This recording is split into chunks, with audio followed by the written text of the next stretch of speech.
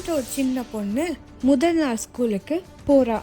ஆனா போன அன்னைக்கே ஒரு கிட்னாப்பர் வந்து அவளை கடத்திட்டு போயிடுறான். இந்த கேஸ் நம்ம டிடெக்டிவ் கீர்த்தி கையில போகுது. அவங்க 3 பேரை சந்தேகப்படுறாங்க. அந்த 3 பேருமே அந்த ஸ்கூல்ல ஒர்க் பண்ற டீச்சர்ஸ் தான். அவங்க பேரு ரமேஷ், சுரேஷ் அண்ட் தினேஷ். இவங்க 3 பேரையும் இப்போ கீர்த்தி வந்து இன்வெஸ்டிகேட் பண்ண போறாங்க. கீர்த்தி இப்போ 3 பேருக்கிட்டையும் ஒரே கேள்வி தான் கேட்குறாங்க.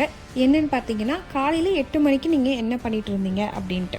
அதுக்கு ரமேஷ் என்ன சொல்லியிருக்காருன்னு பார்த்தீங்கன்னா, அவர் வண்டி ஓட்டிட்டு போயிருந்ததாகவும் ஆல்ரெடி அவர் ஸ்கூலுக்கு லேட் ஆயிடுச்சுன்னு சொல்லியிருக்காரு. என்ன சொல்கிறாருன்னு பார்த்தீங்கன்னா, நான் இங்கிலீஷ் எக்ஸாம் பேப்பரை செக் பண்ணிட்டு இருந்தேன்னு சொல்லியிருக்காரு.